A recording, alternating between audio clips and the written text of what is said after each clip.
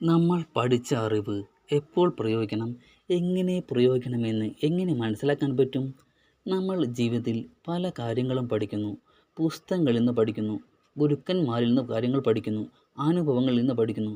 പക്ഷേ ഒരു വലിയ ചോദ്യം പലർക്കും ഉണ്ടാകും. ഈ അറിവ് എപ്പോൾ പ്രയോഗിക്കണം, എങ്ങനെ പ്രയോഗിക്കണം?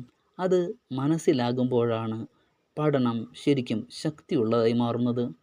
അറിവ് എന്നത് ഒരു ആയുധം പോലെയാണ്.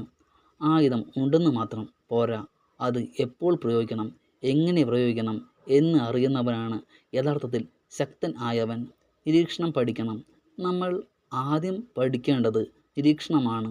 ജീവിതത്തിൽ വരുന്ന ഓരോ സാഹചര്യവും ഒരുപാട് സൂചനകൾ നൽകുന്നുണ്ട്. ഉദാഹരണത്തിന് ഒരു ഡോക്ടറെ കണ്ടു നോക്കൂ. അദ്ദേഹം മെഡിസിൻ പഠിച്ചിട്ടുണ്ടെങ്കിലും രോഗിയെ കണ്ടയുടനെ മരുന്ന് കൊടുക്കില്ല.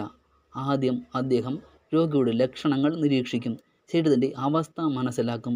അതിനുശേഷമാണ് അദ്ദേഹം തൻ്റെ അറിവ് ഉപയോഗിക്കുന്നത്. ജീവിതത്തിലും ഇതുതന്നെയാണ്. ആദ്യം ഒരു പ്രശ്നം വന്നാൽ ഉടനെ പ്രതികരിക്കാതെ ആദ്യം സാഹചര്യം മനസ്സിലാക്കുക. ഇത് തന്നെയാണ് അറിവ് ഉപയോഗിക്കുന്നതിൻ്റെ ആദ്യഘട്ടം. അനുഭവം അറിവിനെ ഷാർപ്പൻ ചെയ്യുന്നു. പുസ്തകങ്ങൾ നമുക്ക് അറിവിന് നൽകും, പക്ഷേ അനുഭവം ആ അറിവിനെ ശരിയായ സമയത്ത് ഉപയോഗിക്കാൻ പഠിപ്പിക്കും. ഒരു ഡ്രൈവിംഗ് പഠിക്കുന്ന ആളെ ചിന്തിച്ചാൽ മതി. ട്രാഫിക് നിയമങ്ങൾ പുസ്തകത്തിൽ വായിച്ചാൽ മതി.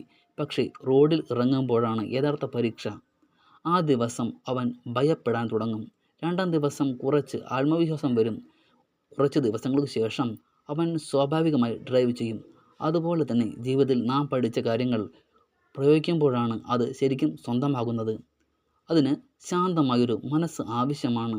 അറിവ് എപ്പോൾ എവിടെ പ്രയോഗിക്കണമെന്നത് മനസ്സിലാക്കണമെങ്കിൽ ശാന്തമായ മനസ്സ് വളരെ പ്രധാനമാണ്. കോപത്തിൽ, ഭയത്തിൽ, ആവശ്യത്തിൽ എടുത്ത തീരുമാനങ്ങൾ പലപ്പോഴും തെറ്റായിരിക്കും. അതിനാൽ വലിയ വ്യക്തികളെല്ലാം ഒരു കാര്യം പറയാറുണ്ട്: ആദ്യം ശാന്തനാകൂ, പിന്നെ തീരുമാനിക്കൂ. ശാന്തമായ മനസ്സുണ്ടായാൽ നമുക്ക് പ്രശ്നങ്ങൾ ശരിയായി കാണാം, വഴികൾ തിരിച്ചറിയാം, ശരിയായ സമയത്ത് അറിവ് പ്രയോഗിക്കാം. നാലാമതായി നമ്മൾ ചെയ്യേണ്ടത് ചോദ്യം ചോദിക്കുവാൻ പഠിക്കണം. സാഹചര്യം വന്നാൽ നമ്മൾ നമ്മളോട് 3 ചോദ്യങ്ങൾ ചോദിക്കണം. ഇവിടെ ശരിയായത് എന്താണ്? ഞാൻ പഠിച്ച അറിവിൽ നിന്ന് ഇത് അനുയോജ്യമായത് ഏതാണ്? ഇതിൻ്റെ ഫലം എന്താകും? ഈ 3 ചോദ്യങ്ങൾ ചോദിച്ചാൽ നമ്മുടെ മനസ്സ് തന്നെ ശരിയായ വഴിയിലേക്ക് നമ്മളെ നയിക്കും. ജ്ഞാനമെന്നത് അറിവിൻ്റെ ഉയർന്ന രൂപമാണ്. അറിവ്, നോളജ് എല്ലാവർക്കും ലഭിക്കും. പക്ഷേ വിജ്ഞാനം അഥവാ വിഷ്ടം വളരെ കുറച്ച് പേർക്ക് മാത്രമാണുള്ളത്. ജ്ഞാനമെന്നത് ശരിയായ അറിവ് ശരിയായ സമയത്ത് ശരിയായി ഉപയോഗിക്കാനുള്ള കഴിവാണ്. അതാണ് വിജ്ഞാനം എന്ന് പറയുന്നത്. അതിനാൽ ജീവിതത്തിൽ വിജയിക്കുന്നവർ പഠിച്ചതിൽ മാത്രം വിജയിക്കുന്നില്ല. അവർ പഠിച്ച പഠിപ്പിനെ ശരിയായ സമയത്ത് ശരിയായ സ്ഥലത്ത് പ്രയോഗിക്കുന്നതിലാണ് അവർ വിജയിക്കുന്നത്. അവസാനമായി ഒരു വലിയ സത്യം സുഹൃത്തുക്കളെ,